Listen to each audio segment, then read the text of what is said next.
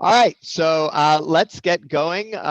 Welcome Ash and Justin and Melanie and Guy and Nadim and Apostle. Thank you very much for creating this event. Apostle, do you want me to act as a facilitator or do you want to? I can act as a facilitator if you're okay with that.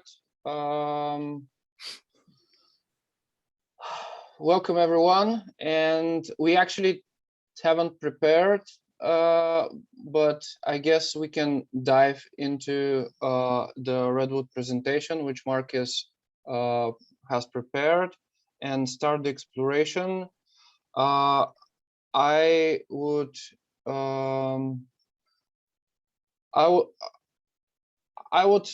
what I imagine is that we could go through it in sections. So we can do 1 or 2 slides and then have a sense-making round among us, in a sense of questions and answers, and maybe breakout rooms. I don't think if we are a large enough group to have breakout rooms. So I think we could do just a Q&A between us right now. And in order to better understand and better sense make what is being proposed step by step, basically. So with that, I would hand it on to Mark. Thank you, Mark. Thanks very much, Apostle. So what you see on your screen is a document that describes the referendum proposal that is currently up for voting in the seeds ecosystem. We've got about 3 weeks left in this moon cycle.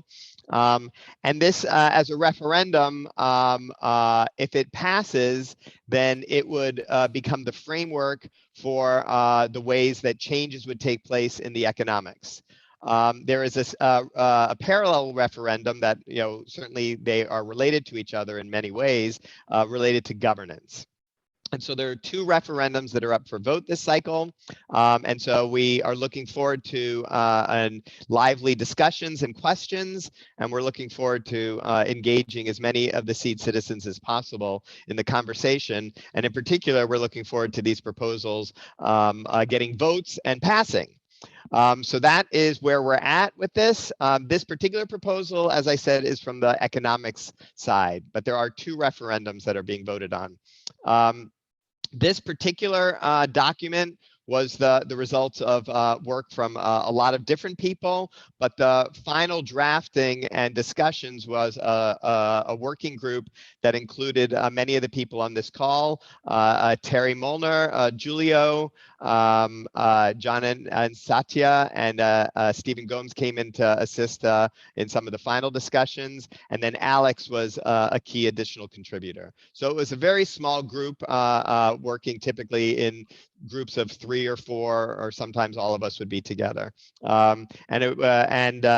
This draft went through many versions before this final one. From that perspective, I see Stephen has his hand up. Maybe you want to add an intro, and then we can go into the discussions.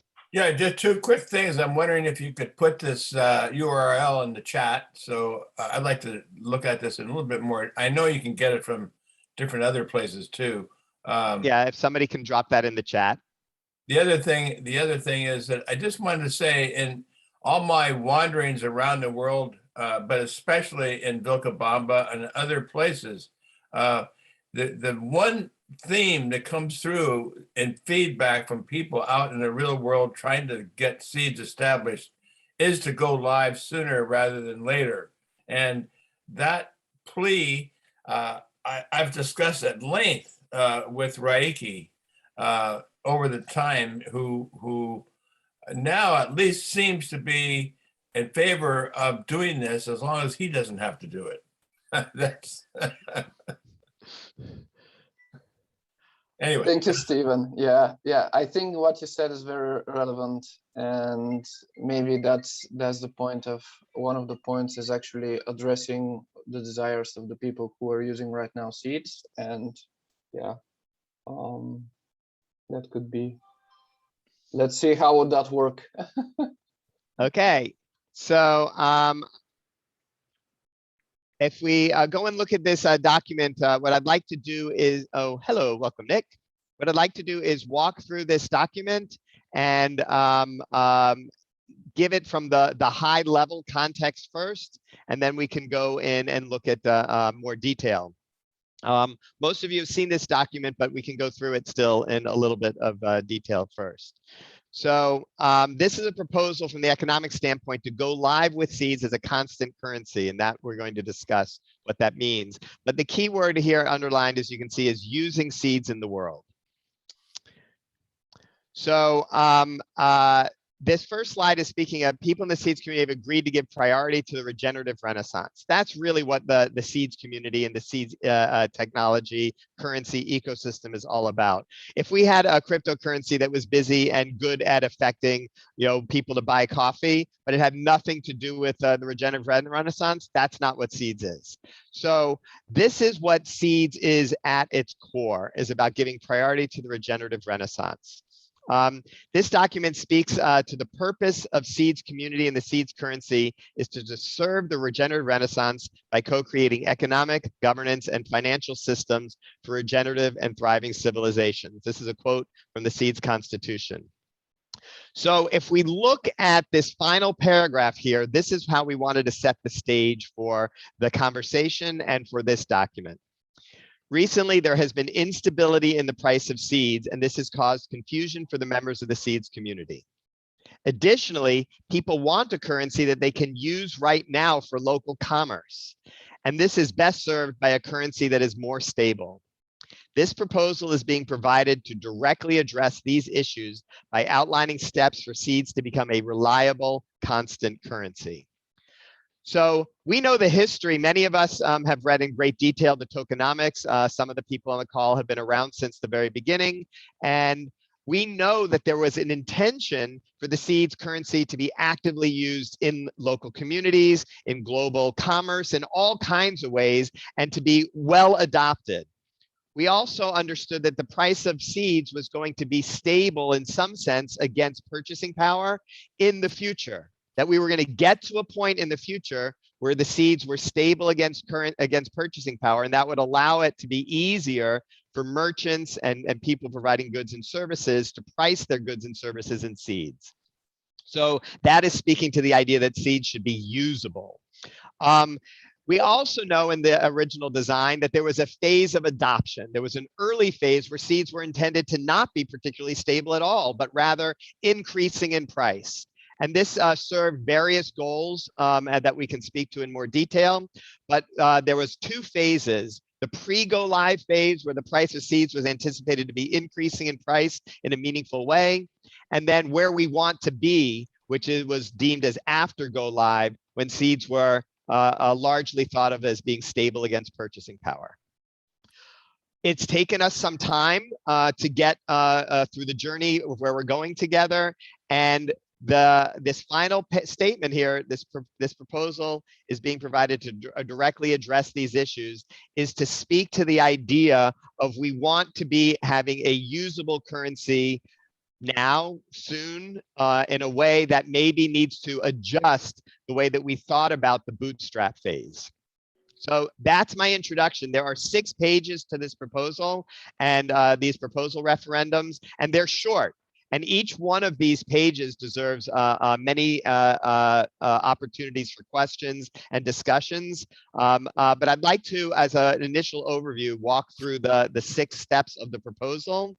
And then we can take a pause at that point and look at the questions that will come.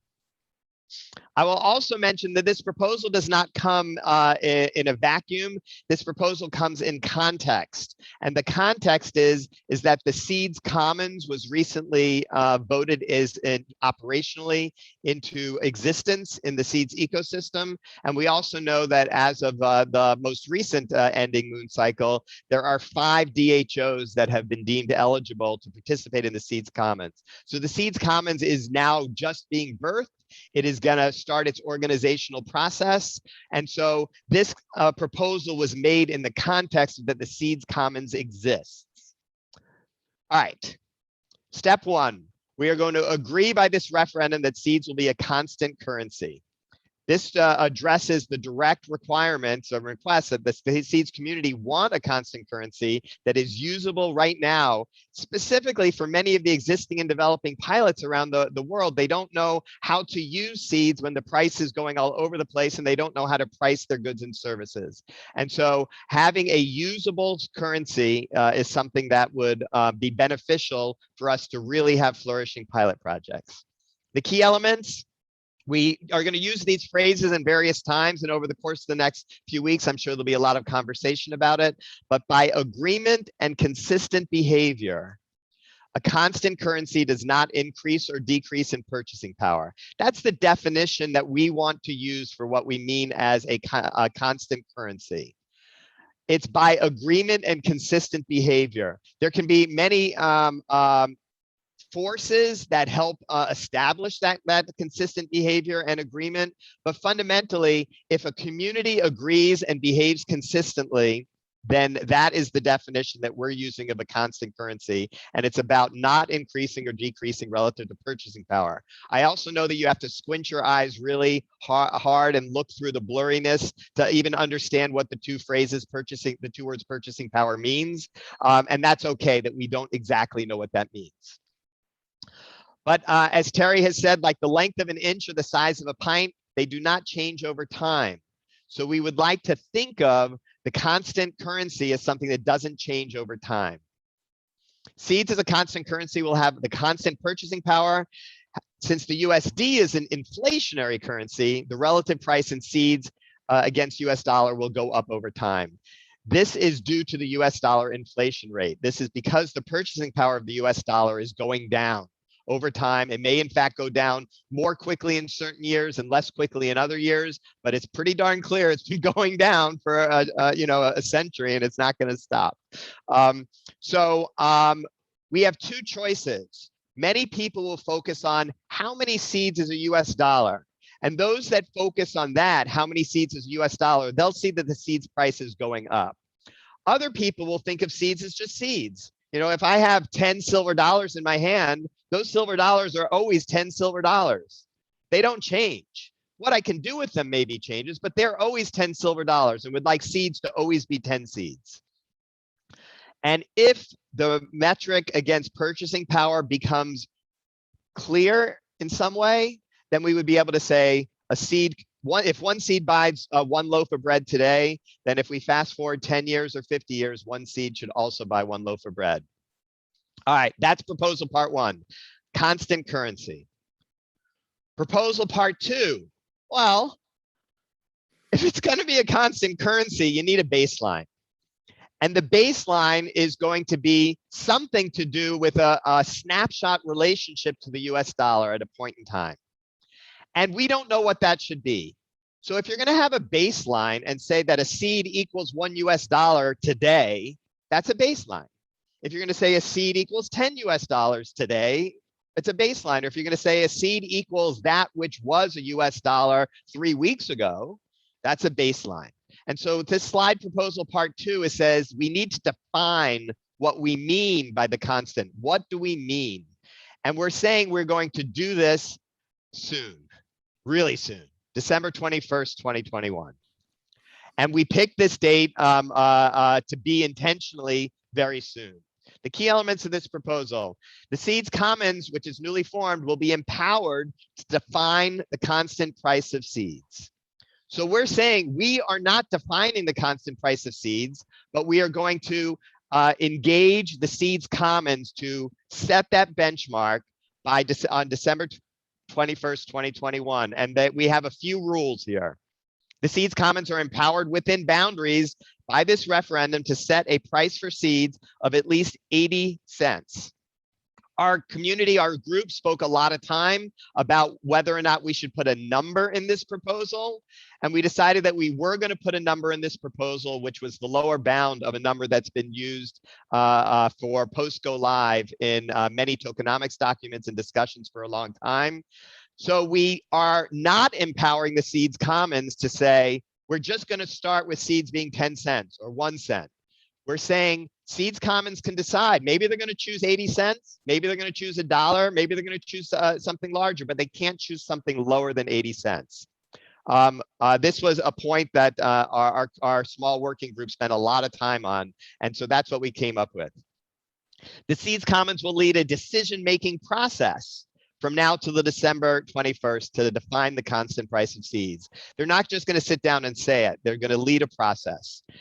And then the Seeds Commons will announce that price on the 21st of December.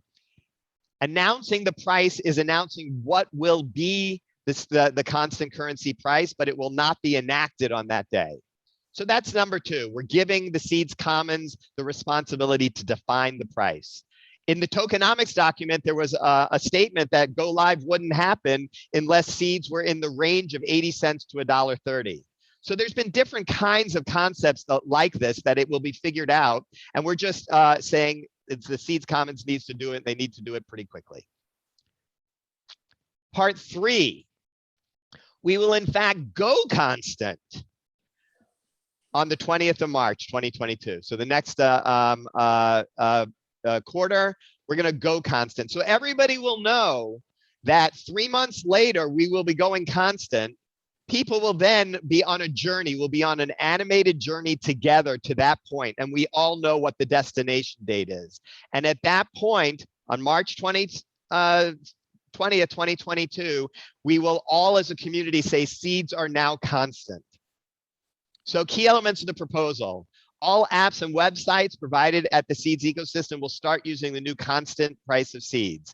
There are things to be decided upon this in the Seeds Commons and the whole community can discuss, but there is probably a period of time where people will want to see in the Passport or the Light Wallet and other tools, if their account has 100 seeds in it, we could say you have 100 seeds. That's all you need to know. But some people are going to say, well, how many US dollars is it? And we were going to probably want to show that for at least a period of time, maybe for a long period of time. So what we're saying here is that the tools and the apps and so forth are going to display information. Number 2, the Seeds Commons is going to be empowered to maintain the constant price of seeds, with buyseeds.earth being the major entry point to get seeds. So when people want to buy seeds, they're going to go to buyseeds.earth. Which is the same thing as the current joinseeds.earth/buyseeds. And when they go there, then they would be buying seeds from the Seeds Commons. We are not saying in this proposal how the Seeds Commons will maintain the constant price of seeds, but we are saying that it's going to be their responsibility to solve this and to address this. And then the third point here, provide incentives for the seeds community, the merchants accepting seeds, and the Seeds Commons to work together to protect the seeds currency. So anybody who is a merchant or someone providing goods and services, they are exchanging their bread or their skills as an electrician for seeds when they take seeds. When somebody is accepting seeds and giving somebody else US dollars, they are taking a certain kind of goods and receiving seeds. And the people that are receiving seeds, the people that are buying seeds, are a very important part of this ecosystem as we work to protect the seeds currency. And so we're just saying that we're going to provide incentives for those roles. So that's part 3. Part 4, as we know, go live traditionally is thought of as the point in time where the harvest protocols initiate. And the harvest protocols have been written and have been tested in certain ways, but they've never been turned on live. And we can speak in a different forum as to all of the purposes of the harvest protocol. But we decided that the harvest protocol was not going to begin at the exact same time as the Go Constant, but rather the harvest protocol was going to start 1 quarter later, next June. So enable the harvest protocol will inject new energy into the ecosystem. The harvest protocol provides the following features, and these are things that we all know: a distribution of new seeds to all people based on their contribution scores, a distribution of seeds to orgs, encouraging them to become more regenerative, incentives to activate regions with 144 citizens to receive seeds for regional projects, and a slow release of deferred seeds to become liquid. These are the behaviors. This is just a short summary, but these are the behaviors that start to take place in the harvest. There's much more to discuss here, but what the proposal part 4 says that the harvest will begin in June. Part 5. Many people will ask, well, what in the world is going to keep your currency stable or constant in this new word, you know? And so part 5 is we're going to create the conditions for seed liquidity. Following the guidance of the Seeds Commons, we're going to design and deploy software tools and incentives to protect the constant purchasing power of the seeds currency. Key suggested strategies. Deploy tools to enable peer-to-peer swaps between seeds and fiat.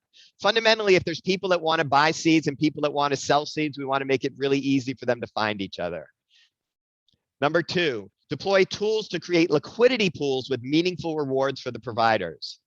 If there are a desire for us to have the capacity for people to sell seeds from time to time, then we need to make sure if they're not going to be working with peer-to-peer, that there are mechanisms for them to find buyers that are not peer-to-peer, and those are liquidity pools. Number 3, deploy a path for collaborative selling of seeds managed by the Seeds Commons. There's a D after here, but it's hidden. Deploy a path for collaborative selling.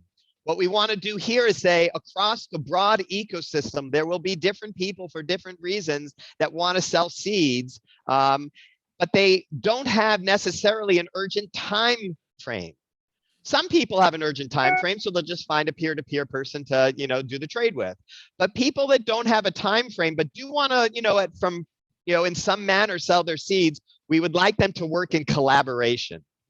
And they will be working in collaboration with the Seeds Commons for this purpose. And there's incentives for them to be patient.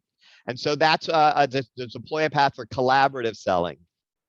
When we think of competitive selling is you have 10 different people that all want to sell really fast and really urgently, and there's only one person that wants to buy. Competitive selling has a habit of lowering the price and creating non-representative transitions in the price pattern. So the more that we can do collaborative instead of competitive, the more our constant currency will behave as we desire.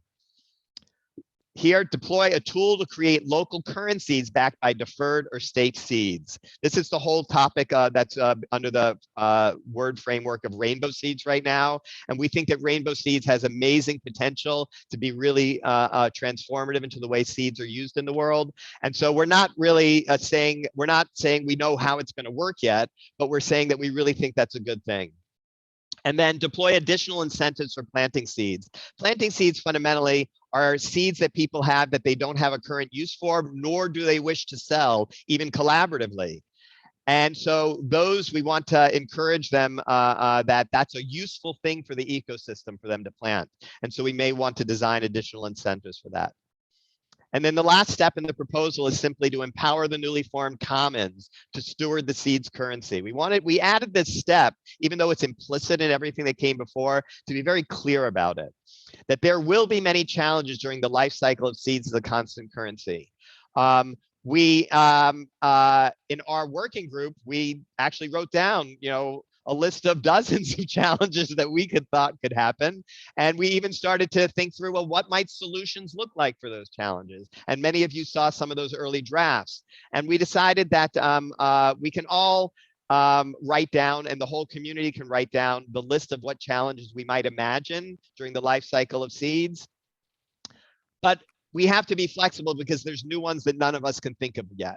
And so we simply are saying here that we're going to be empowering the Seeds Commons as steward for this whole journey. The Seeds Commons will be committed to responsibly explore these challenges, make transparent proposals to address them in a manner that is in alignment with the values and agreements expressed in the Seeds Constitution. This is adding more definition, more clarity to the role that we want the Seeds Commons to be taking. If you remember, the Seeds Commons had a relatively narrow mandate in their original statement. So this referendum is making more explicit the mandate by which we want the Seeds Commons to operate. And so that's it. I'm going to pause now with this high-level introduction, and Apostle, you can act as a facilitator for the next phase of conversation. And as I said, on this call, Julio, John, and myself and Terry were active in the process of the working group. So each of us individually and collectively have different thoughts about this, and we can respond. Alex is not on the call, but he was also very, very instrumental. Thank you, Mark, for this great high level overview.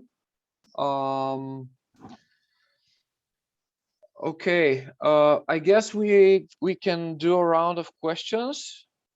Does anyone have any? Stephen, yeah, Nick. Let's start with Stephen because I saw him first before the others. Okay, so Stephen, I just wanted to point out that I think other people received it as well, that Alex said that he couldn't be here because it was 2 a.m. for him, but he fully supports whatever comes out of this conversation. Okay, yeah, thank you. Thanks for that. Then we go to Nick. Yeah, hey guys. Yeah, it's a it's very beautiful presentation. Thank you, Mark.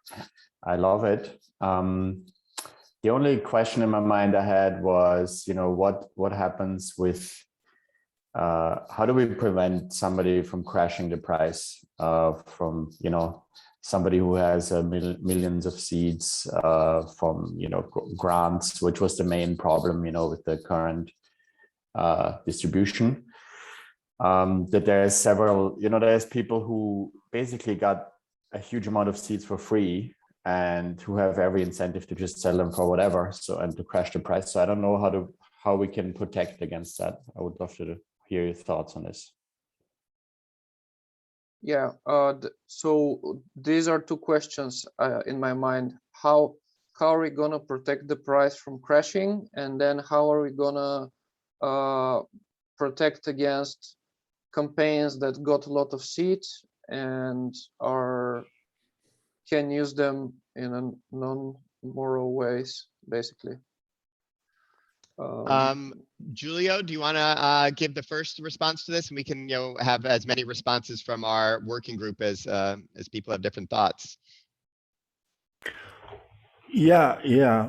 One of the solutions is what we are providing a way for the sale to accommodate people that they have these seeds from campaigns that they want to sell. So if they sell together in the sale with us, so they get a better price because they're selling together with the seeds commons, and part of the sales will go to the commons dues, and part of that could go to people that have seeds that they want to sell. And in this case, they would escrow those seeds with the commons. They would lose access, escrow the seeds, and then that would help to stabilize the price, and they would get they would get a way to But the other question regarding how to deal with these people that got free seeds, and so this is a governance issue that's probably being dealt with the governance referendum as well, and how to do due diligence with these campaigns, and how to, but for people that have some seeds and they want to sell, this is a clear path for that. Maybe Mark can get more clarity there as well. Well, since I already spoke a lot, Terry or John, do you want to speak to this particular question first, and then I'll add final thoughts? Go ahead, John. Well, I would just say that we talked about hopefully that being a very, very small number of people who, that most people who have seeds have them because they got them, either they bought them because they wanted to support the regenerative nature of the community, or they got them because they are actually doing proposals that support the regenerative nature of the community, and that, you know, we want to, through the liquidity, provide ways for people who want to get out, but that, you know, we really can't do much about that. If people want to get out, they want to get out. The key thing is to make the governance of proposals in the future such that the seeds that are granted or given, you know, are used in the way that they have said that they would be used. So that's, you know, that's what I would say to it. And the hand is up for Satya to ask a question later, so I'll leave the hand up. I would also like to respond to it when that's possible. You want to respond to this question? Yeah, yeah. Okay, Yeah. go ahead. Yeah. Yeah, I just wanted to say that I think there should be some consideration given to establishing the smart contract or on the blockchain a phasing of people that hold deferred seeds, so that you phase it over, let's just say, a 1-year period. And on the blockchain, it's known how many deferred seeds everybody holds. And you put in 25% the first quarter, 25% the second quarter, 25%. So it's phased over a year. That would be easy to do.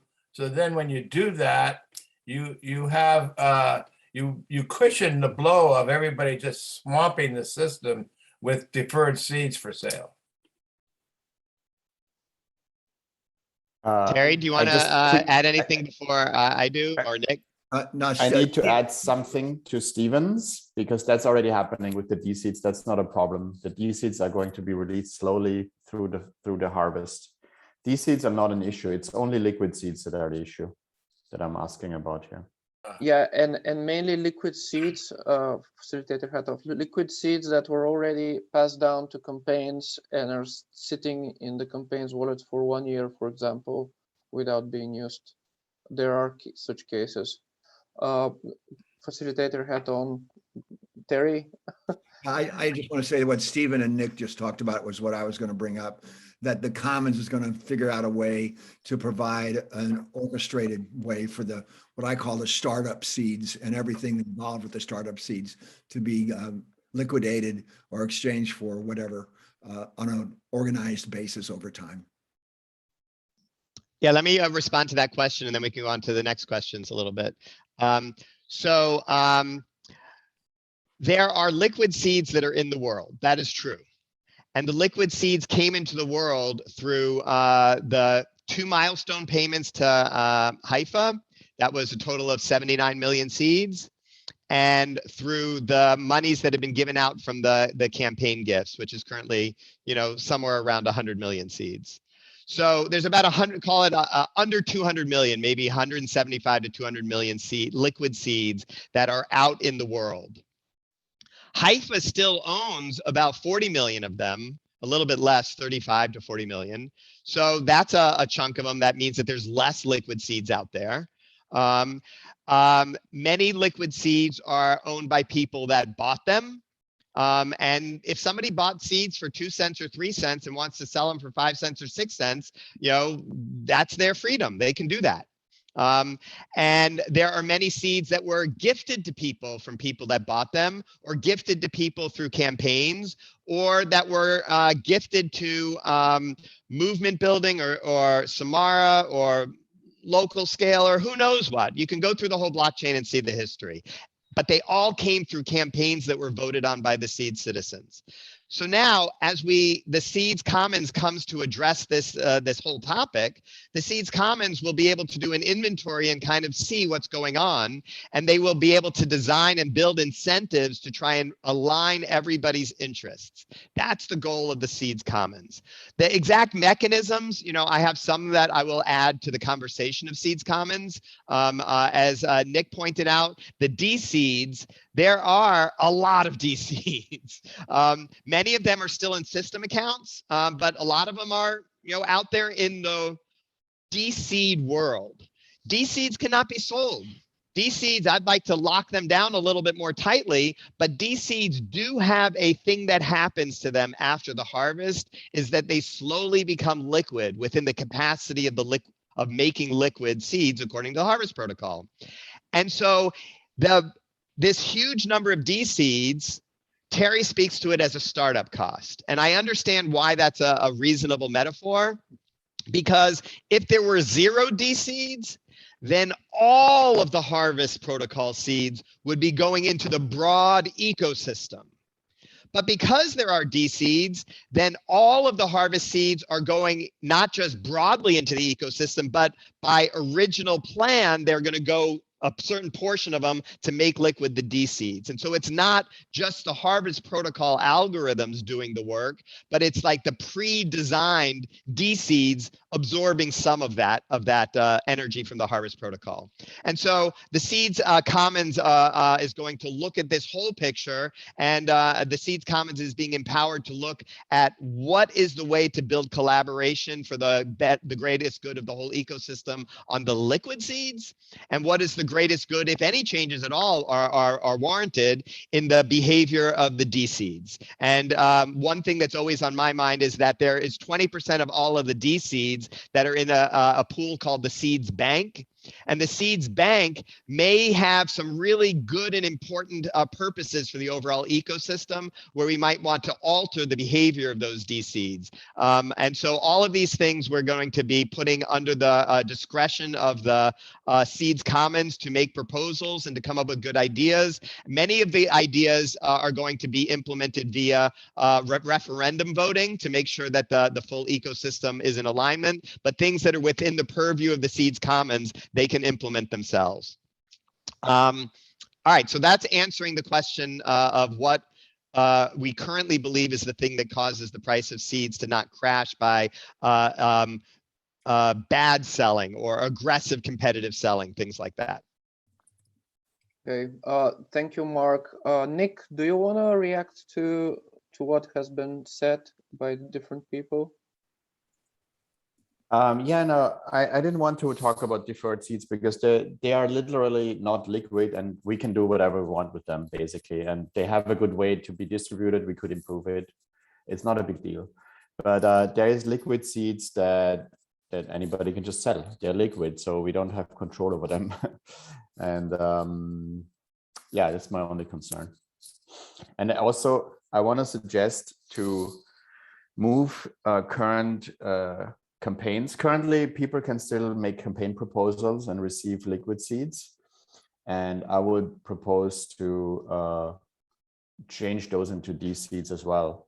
Because right now, we are handing out liquid seeds while we are creating these proposals.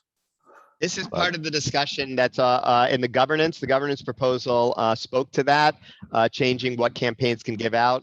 One thing that I believe the Seeds Commons is going to work on is the common seeds that are being sold, like the milestone seeds and so forth. The common seeds that are going to be sold, I think we're going to start using the phrase C seeds, the letter C, just that it's kind of easy for people to know. And so common seeds are collaboratively being sold seeds, common seeds. And so I would be supporting campaigns issuing a combination of invite seeds and C seeds. So we'll see. We'll see what kind of things come out. Okay. Thanks, Nick. Thanks, Mark. I know that Stephen put up his hand. Is it? Do you want to say something about this conversation right now, or do you have a general question? Oh, it's a question following the other two other people. Yeah. Yeah. Okay. Thank you. So next are John and Satya. Go ahead, guys. Just a question about part 4, point number 3, an incentive to activate regions with 144 citizens to receive seeds for regional projects. Are there any current regions that have 144 citizens in them? The answer is no, not yet. But in the Harvest Protocol speaks about, and the game guides speak about regions as communities. So we can just think of them as communities. And so as the Harvest Protocol is distributing newly minted seeds to meet the goals of the Harvest Protocol, those seeds that are newly minted are distributed in various destinations. And one of those destinations are, as Proposal 4 shows, to individual people, to organizations, but also to regions. So if I was in Exeter, New Hampshire, which is will hopefully be a region sometime soon, that is a very active local pilot in seeds, then that would be kind of giving funds from the Harvest to the Exeter, say, community account that then could decide what regenerative projects to use those funds for.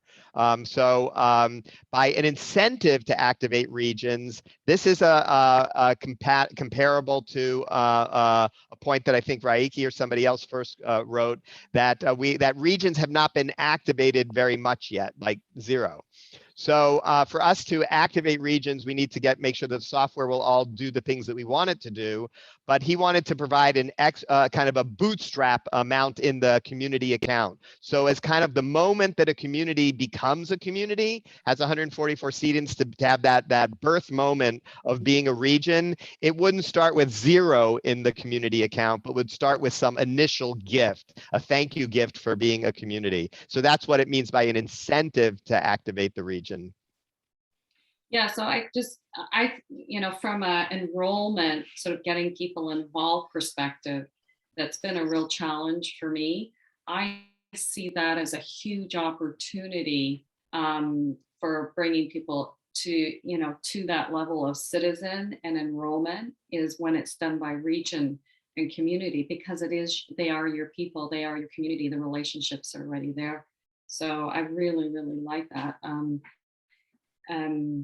The other comment I had was, question was part 5 of 6, and it was number 2. Can you describe a little more, deploy tools to create liquidity pools with meaningful rewards for the providers? Can you just, again, help me with liquidity pools? Yep, I would love to. I'm not going to take a long time on it, and maybe others want to add clarity, but I would love to explain this real briefly. So liquidity pools are very common in traditional finance, but also particularly common in crypto finance. And this is where there is a place where you can go where you can exchange A for B. So it could be, apples for dollars. It could be seeds for USDT, whatever. And so a pool is a place where buyers and sellers are interested in transacting in these two different things. A liquidity pool in the way that I'm using the phrase here in the crypto space is an anonymous process or semi-anonymous process where people say, I want to be participating in the flow of this liquidity pool, so that when buyers come in, they have an automated seller, and when sellers come in, they have an automated buyer. And so the way that it works is, let's say I wanted to provide that service, and let's say I had $100,000 of USDT, or whatever crypto stablecoin we choose to represent the US dollar. It could be HUSD, for instance, in our Telos ecosystem.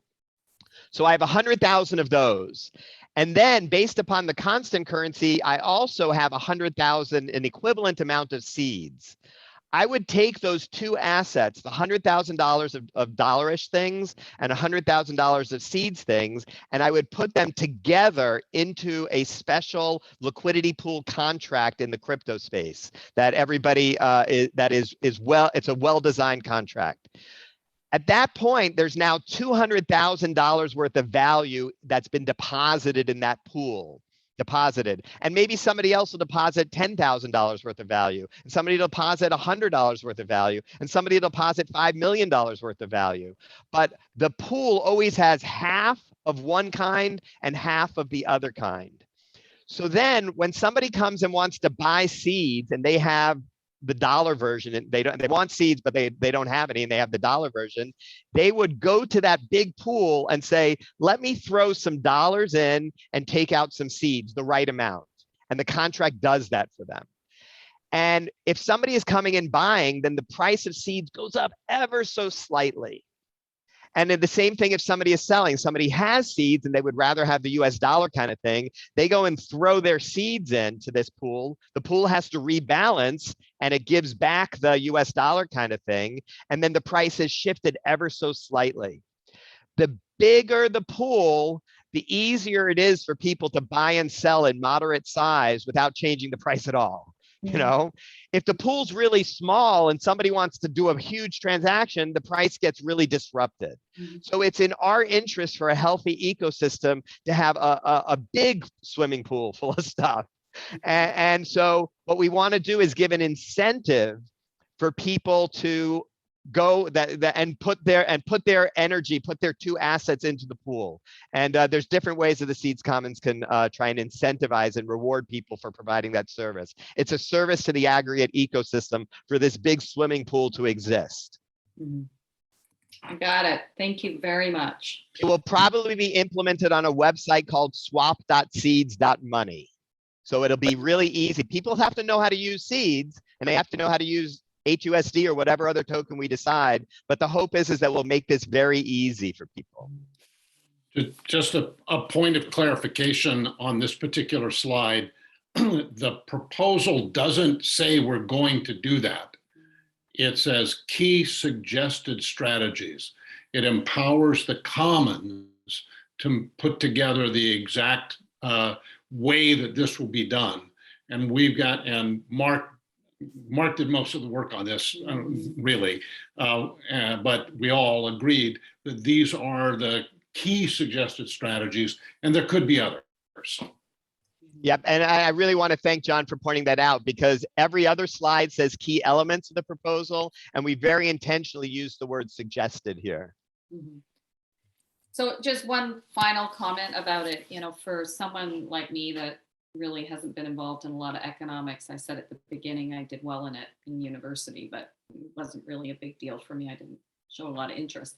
I find the presentation of this very simple, very clear, and very easy to understand. So I really, really appreciate the work that's gone into this and the way in which it's communicated that really serves a mind like mine to look at it and go, yeah, I get it. Now, in all fairness, I've been following along with John. We've been having many, many, many conversations. So I've asked lots of questions too in the background. But thank you so much to the team for all the work, all the heart, the beautiful illustrations. I mean, it's really, truly, I can feel it in my heart as much as it is all about economics. And I think that's pretty special.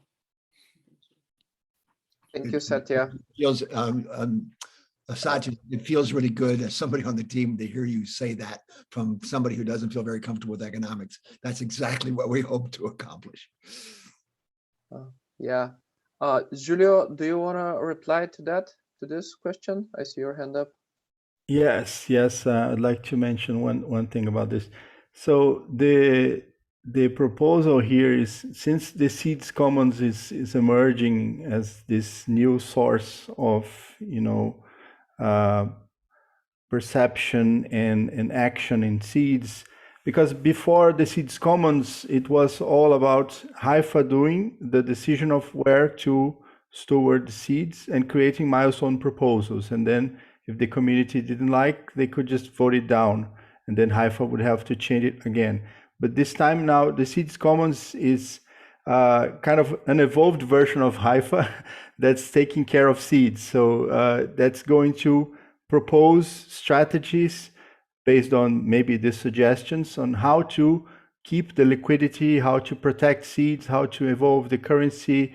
So of course, HIFA is also part of the Seeds Commons, and probably HIFA will be the one implementing all these contracts and solutions, and will be the Seeds Commons will be kind of hiring HIFA to implement that.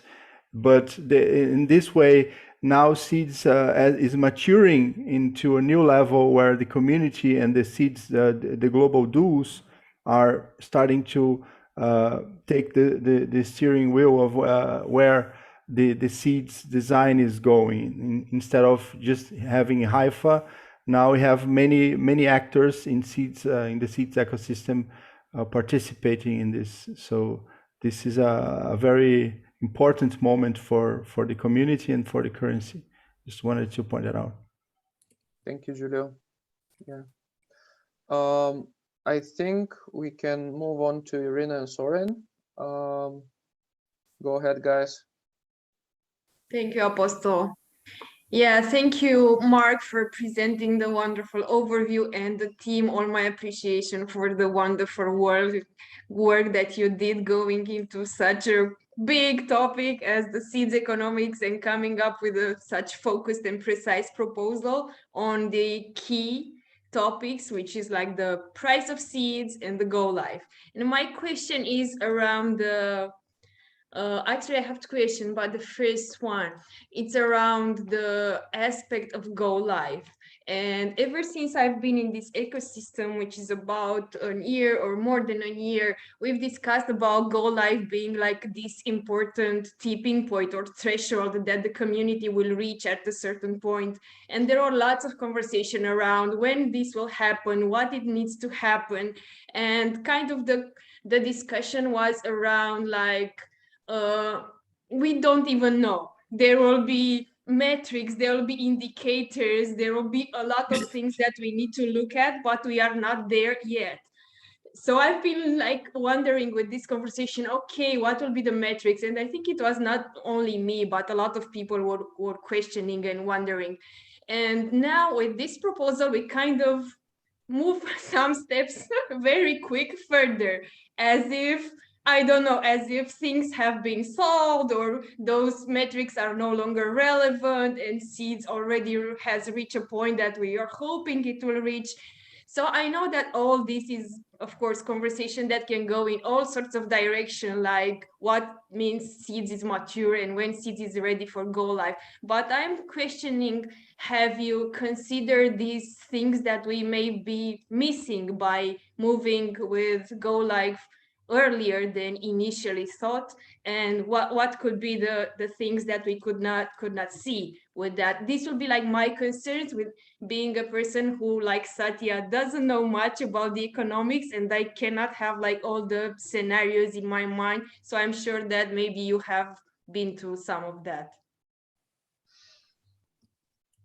Thank you, Irina. I see Julio's hand is up. Do you want to reply to that? Okay. Yeah, thank you, Irina. That's really important question, and that's well, the game guide has proposed some metrics for evaluating the size of the seeds economy in order to go live. You know, so there was a chart with the two phases of the seeds currency where it's growing in value. And then it switches to go live as we reach maturity. I think the comparison was to the economy of Bhutan, with about almost 1 million people and maybe 4 billion in GDP. So that was the kind of the target to get to go live, but no one actually knew. You know, it was just a guess. So the algorithm for the harvest supports working with 10,000 users or with 10 million users. I mean, the idea is that it scales, and the idea is, well, if we only have 10,000 users and the harvest is turned on, then the amount of seeds that's going to be produced is considerably less than if it had 1 million users. So the realization is that seeds can scale maybe dynamically to that size without having to wait for the kind of speculative time of seeds where, you know, the price has to go up and we have to raise the hype a lot. And because that's kind of causing harm to the communities that we want to see using seeds. And then we can't use seeds because seeds is growing in value. And then you have to keep seeds. And then it's hard. How am I going to tell the people that I'm inviting, don't use your seeds? You have to wait for them to grow in value. And then how can we get to 1 million users? It's very hard. So we want a currency that we can use right now.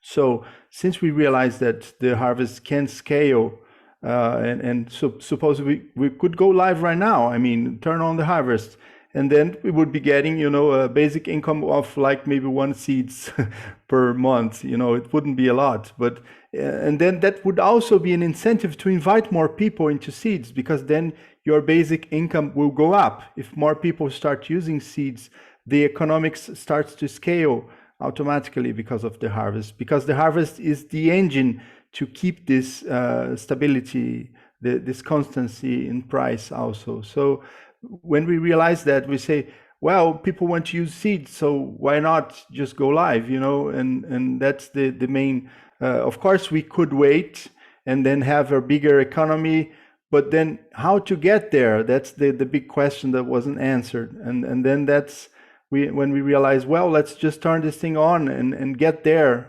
as we go, and experiment and try to also provide other steps to keep this liquidity growing and incentives, you know, so with a currency that people can use right now, and that they don't have to keep it, you know. So that's the whole premise. And hopefully that cleared up a little bit. Mark, you can reply. To reply to this, I never really thought of go live as a point in time where something was going to happen different than the shift from a fixed supply to a dynamic supply. I always thought of as go live as just the point that we shift from fixed supply to dynamic supply. And I always wondered how it was going to happen, just like Irina said. You know, we would all have a big NASA space shuttle kind of dashboard, and we would all look at it, and the citizens would say, oh, I think we're ready. And another citizen would say, I don't think we're ready yet. And eventually the vote would say, yes, we're ready. So really, what it is that it's a celebration. Going live is a moment of celebration, because what we're doing is we're turning on the harvest protocol. We're saying we are done with the bootstrap phase and we're ready for the constant stable phase. And as Julio said, it scales. So the exact point isn't really important. The point is that it's a celebration of doing something, of making a statement to the world that we are a stable, constant currency at this point. There's much to discuss as to will the harvest protocol and the various burn techniques and so forth be well tuned and well calibrated to make everything work. Those are things that we're going to learn together. But I think it was either Alex or Julio, I don't know who's the first one, who said, you know, we need to go live tomorrow. Let's just do it, you know. But whoever it was that said it, set off, they opened up the possibility space that we could do this, and we don't have to think of it as far in the future. The bootstrap phase is where, you know, we can bring it to an end. There's this terrible dynamic tension between the idea of saying, I have a seed and we're in the early phase, so it's going to go up in price. So I don't really want to use my seed to buy a loaf of bread. And I always tried to address that tension by kind of altruistic looking at seeds as a community thing. So that if there's a community in Vilcabamba that between all the different wallets has 1 million seeds or 5 million seeds, whatever it is, I always tried to say, you know, look, we're all a community caring for each other. It doesn't matter if the seeds are in this wallet for the plumber, or this wallet for the farmer, or this wallet for the bread maker. The seeds are wherever they are. But during the bootstrap phase, they're going up pretty fast. And as they're going up pretty fast, they are creating growing value for the community. I don't care if the baker has a little more now and the brewmaster has a little more here. You know, they're creating for the whole community. But there was tension between that belief and the people who are saying, like, yeah, but it's better for me to just go buy the bread for $1 and not use my seed, because seeds are going to be worth 10 times more, you know, 2 months from now. And so that tension was causing seeds not to actually be used in any meaningful way. And so by ending that tension, by going live sooner, we were doing something very important. Terry? Apostle, can I add something here? Yeah, go ahead, Terry. It's also not unconsciously not being in alignment with our values. Our values are not to have people gamble and be greedy and make money. Our values are the opposite of that. Our values are to have people begin to cooperate with each other for the common good and to use the currency as a means of exchange, not as a means of making money. And so we realized that it was more in line with our values to go with the constant currency now, because that was not having that tension continue. So it also takes the tension of speculation versus use. It takes that away and it puts the tension on increasing the usability of it. Right. By you want to go out and enroll other people so that you can trade with them. So it becomes that it puts the tension exactly where we want it. Exactly, John. Yeah. Okay. Irina, do you want to reply to that? You're okay. I had one more response I wanted to add to Irina, if that's okay. Yeah, go ahead. In the governance proposal that was crafted by the group that was working on that, and Irina and Anna and others were central in that. They did a few things that are related to this. For instance, the referral bonuses, where if you invite somebody to be a person and they become a resident and a citizen, the referral bonuses no longer work in the same way. So that we remove that thing that feels a little bit out of values with multi-level marketing.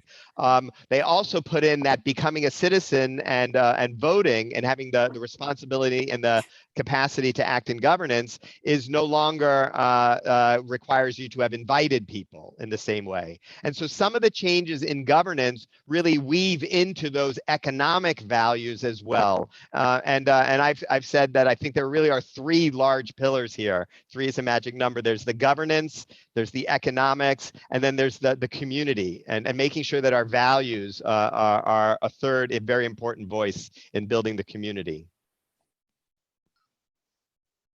Okay, thanks. Thank you, Mark.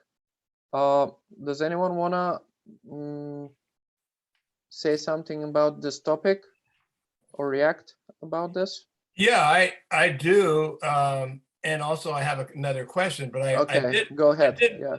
I did want to say that the other day I had one of my family members discuss this point.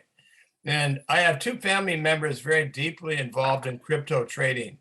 One of them is Dr. Ryan Gomes, who is one of the top Google people in his area. One of his areas of expertise in Google and outside of Google is cryptocurrency. And he pointed out when he looked at seeds that the biggest single issue he sees with seeds that it hasn't gone live and it's not trading widely. And that's a problem because there's a huge community of traders, of which a percentage are going to be very interested in hearing the message of seeds, and will appeal to a much larger group than we're appealing to now. Yeah, my dog is, what? Just a minute. Anyway, and so he said that's the #1 thing that has to be done with seeds, in his opinion. My question, do you want me to raise my other question or should I wait? Yeah. Go so my other question is related to this, is to do with our proposed gifting program of 1 billion seeds. Is that going to be affected by this? Or are we going to still continue this under this current proposal? That's my other question. You mean gifting seeds to campaigns? Yeah, the gifting campaign. We propose to give away 1 billion seeds, and we've given away about what, maybe 100 million, maybe 200 million. 100 million. 100. Okay. Yeah. So there's still a lot to give away. Are we going to pause it? We're going to keep giving it away. How does that get back? That's a great question, Mark. The Seeds Commons will obviously be speaking about this, and it relates both to governance and economics.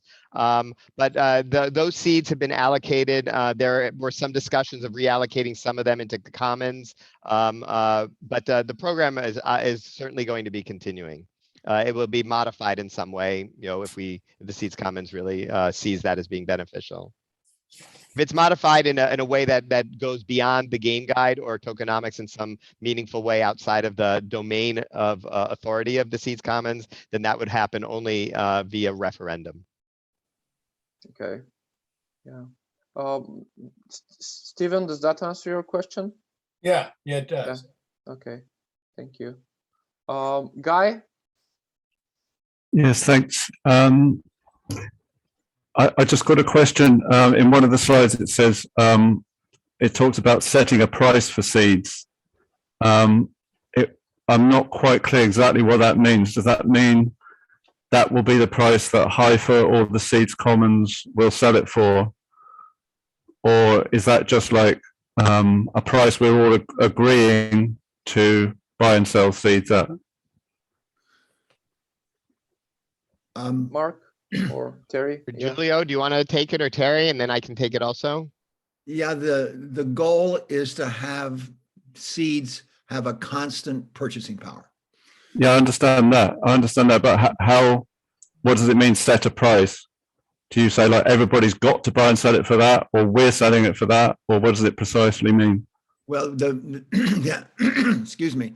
The idea is to have the price parallel the loss of inflation, so people do not lose purchasing power. And so there's no way to set that price right now. I mean, anybody who thinks they have a calculation for inflation, Guy, nobody ever agrees with it because it's all over the map. So there's going to be a need to do the best guess. And there's a lot of people who do their best guesses of what the inflation rate is. So there's going to be a need to try to figure out what that is. At a later date, when there's a lot of liquidity and fluidity, there can be seeds can be set up on an exchange, and the traders would be determined moment to moment every day. And it would not be fluctuating very much because it would be tracking the rate of inflation of the US dollar or of the whole global currency system. So up until then, the price has to be guessed at and the best effort made. Right. It's just this idea of setting a price is quite concerning to me, because I was in a project where we had like a community price, and then there was also the market price for our cryptocurrency, and it was a total disaster. Like when you've got two prices, you get people coming in and doing arbitrage with the two prices, and people were buying a penny and selling at $1, and it just completely destroyed the whole trust in the ecosystem. So I really, really urge people to really think about the possible negative consequences of this, because I've actually been through this, and it did not work at all, and we had a lot of problems trying to fix a price rather than saying let's just let the market take care of it. When you've got two prices, then you can get a lot of trust issues, because people are saying, look, you bought those for a penny on Uniswap and you're trying to sell them for 80 cents. And then you get like good seeds and bad seeds, and then you've got the bad seeds, they've got the good seeds. It creates a whole lot of problems, and I've seen it all. It totally destroyed our community. So maybe there's something I'm not understanding in this, but from what it looks like at first glance, it looks like it could go the same way. Yeah, let me say a little something. I think Julio wants to say something. I think Mark wants to say something. I'll just say this, Guy. The whole idea here is to do those two key phrases: reach an agreement that this is what the price of the seeds is going to be, and to have people consistently behave that that's the price. How do you enforce that, though? No, wait a minute. Let me finish. There's no question that there'll be all kinds of things that'll happen around that until that stabilizes at some point. But the whole idea that everybody is hopefully going to be totally invested in is having an honoring consistently of the price that is set, that is tracking the inflation rate so that there's no loss of purchasing power. That's the goal of what we want people to invest in. So they're not both going to be trading the way you were saying they were both trading. One will not be trading. And the other people will be trading because they'll do whatever they want to do, and we can't control that. But that will settle down eventually when the people realize there's no value in it. So Julio, do you want to add to that? Yeah, that's a very important question, Guy. And I definitely agree that it's very bold to say that we are going to fix the price, you know, and that's why we don't want to say that the price is fixed, because, by the way, the price in relation to the US dollar might be actually raising because of the inflation, right? So the idea is that we now start thinking of seeds price as a constant. You know, it's a shift in mentality. So, and then how do we accomplish that? Well, all the seeds toolings, or for instance, the seeds wallet and the passport, right, like we're doing now, we kind of show the price related to this reference price. So it's like a reference price, and it's going to be used by, of course, by the seed sales from the commons. Of course, people can sell the seeds on whatever price they want, but if we have this reference price that people can use, like we had until a few months ago with the sale and everything, so it's a reference price. But this time we are going to have a lot of strategies to try to keep this strategy to this reference price as a holy price, you know, and keeping it. So it's going to take a lot of effort for sure, but we are, you know, it's a reference price, and we want to sell maybe on the seeds peer-to-peer swaps. The app will show what's the reference price, and then everyone will be able to use that price. And maybe the liquidity providers will also use the reference price. So there will be a lot of partners, a lot of peers using that price, because they are using the tools that we provide, right? But that's why we want to avoid selling seeds on exchanges at this initial point, you know. So then these whales, you know, can go ahead and start messing a lot with the price. So when the liquidity is up and a lot of people have seeds, then we can get to the exchanges, and then the prices will be they could shift a little bit, but they would tend towards the reference price.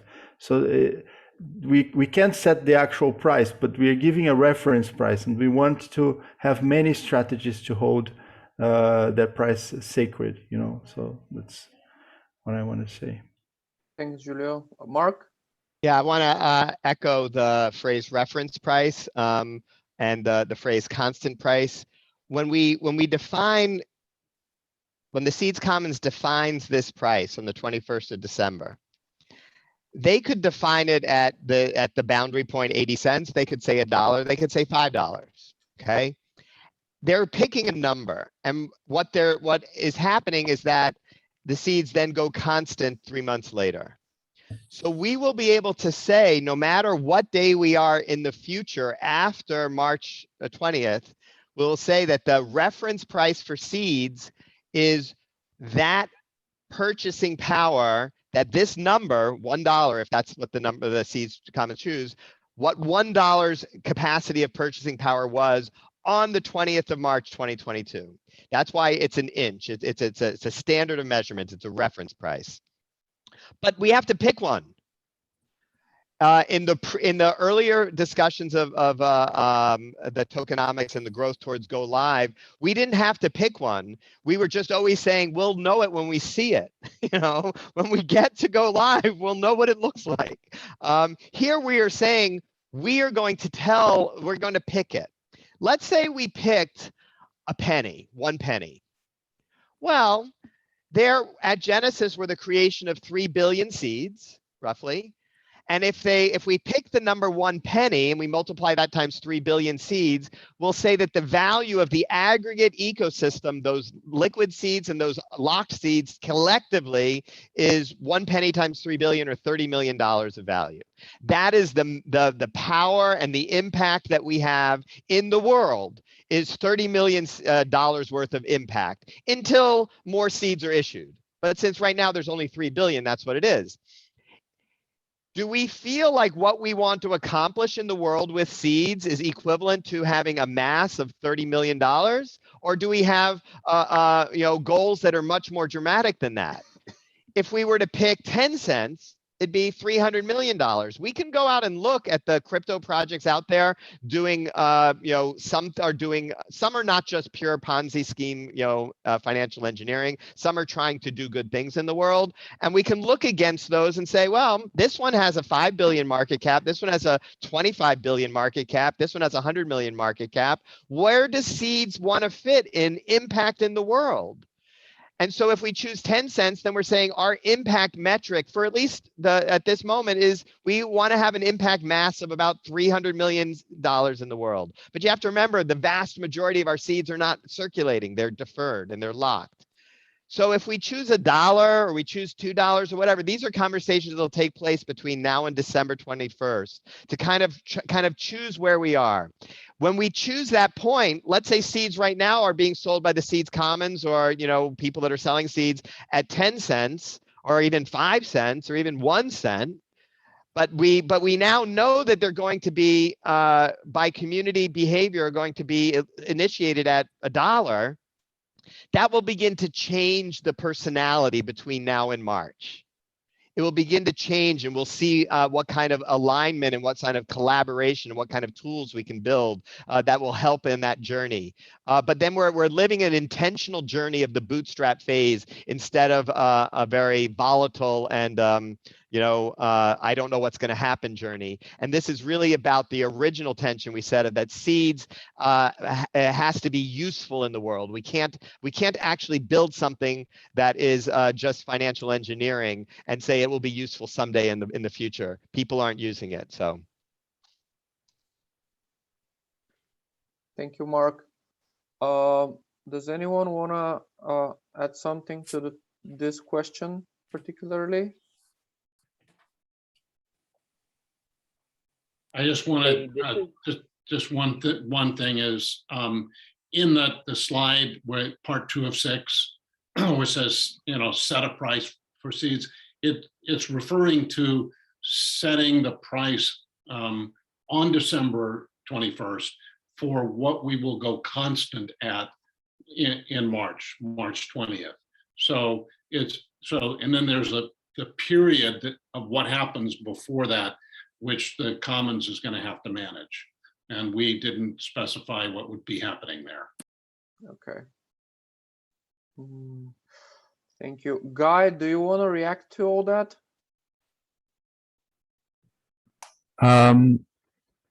Well, just to reiterate that I've been through this before, and I was on the side of proposing this thing, and it did not work at all. But there isn't time for me to explain exactly why it didn't work, and I can see why it's been proposed and the sort of bind we're in, because if the seeds are not stable, then no one wants to use them. So people are hoarding them, and so we never get to a point where a circular economy can be created, because people haven't got a usable currency. My question would just be then, well, let's just do a mutual credit currency, and just set the price at $1 or whatever, But I'll write a forum post and explain it, what happened with our project and exactly why this idea went wrong, and then maybe people can understand why I don't think it's a good idea.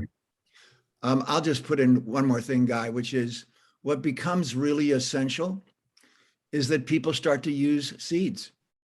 I'm part of a pilot project in Exeter, New Hampshire that Mark mentioned earlier.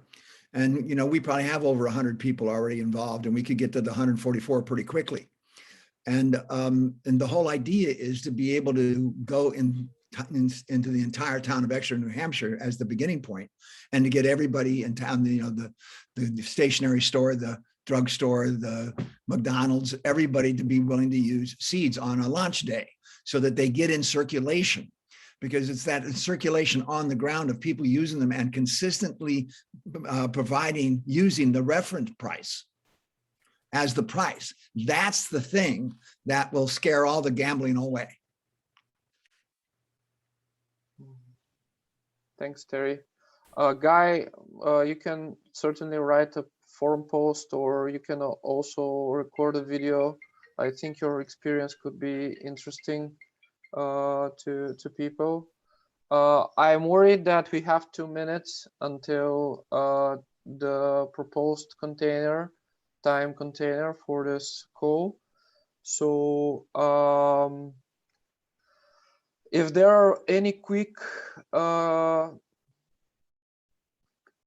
things to add to the conversation, I see Stefan his hands up.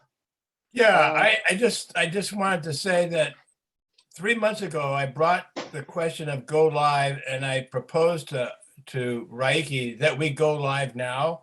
And in that conversation, one of the reasons he said he wasn't willing to do that, but he wasn't opposed to it, is that he didn't want to put his time into it, was that we didn't have a body to then work on keeping the current currency constant. In other words, there has to be a group of people or somebody, once you say you're going to be constant, now you have to have somebody keeping it constant and working it every single day, because there's people will be trading it, and there's actually a piece of work that has to be done, and he didn't see how we were going to set that body up to do it. So that's another whole question related to this. I'm sure it will be brought up in the comments and so forth, but I just wanted to raise that issue now. Yeah, thanks, Stephen. I want to just reiterate that we have another 2 sessions. I see that there are a lot of conversations going on around this, and that at least one more session would be very beneficial to have. So I want to invite everyone next week to join us again at the same time, same day. Watch the recording, share the recording, and John, John and Satya, do you want to say something fast? Very fast. I just want to know, Apostol, is there a parallel process going on for the governance proposal? Because they are so complementary. Yeah, I would ask Irina. Irina, is there a parallel process going on for the governance? Yeah, And yeah, do you we'll want schedule. Okay. We'll schedule a elite town hall soon, John, and we'll share on Discord the details. Okay, awesome. So that's it. Mark, do you want to say any final words before ending? Thank you all. We'll talk more on Discord, but this is really a beautiful process, and I'm very, very thankful for everybody in the community. And thank you, Apostol, for putting it together. Really, really very useful. Yay. Thanks, everyone, and see you next week. Thank you. Bye. And I assume we can use the same Zoom link. We can use the same Zoom link next week, right? Yeah, same Zoom link. Yeah. Bye, everybody.